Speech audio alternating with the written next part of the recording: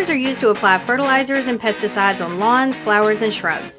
Knowing how to use these will make you much more successful, so here goes. There are 3 basic kinds of spreaders. We'll start with a hose-end sprayer, which simply attaches to the end of a water hose.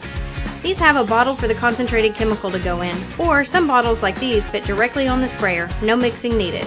Hose-end sprayers are usually used for insecticides, fungicides, and herbicides. Set the hose-end sprayer to the correct number on the dial by reading the chemical label to see how many teaspoons or tablespoons are recommended per gallon. The main dial is for tablespoons, and removing this pin and placing it in the tube here will restrict the chemical flow and turn the dial to a teaspoon rate. Attach the sprayer to the chemical bottle, turn on the water, and spray, soaking the intended plant materials.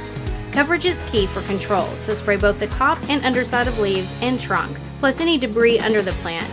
Hose-end sprayers can reach up to 45 feet depending on water pressure, and there's no mixing of chemicals needed.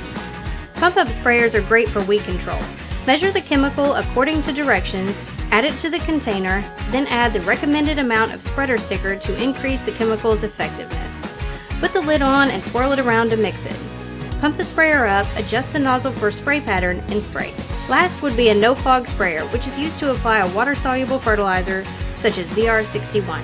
This sprayer should not be used for pesticide applications. Hose-end sprayers and pump-up sprayers, make sure you triple rinse the container before storing and run water through the nozzles to rinse the applicator.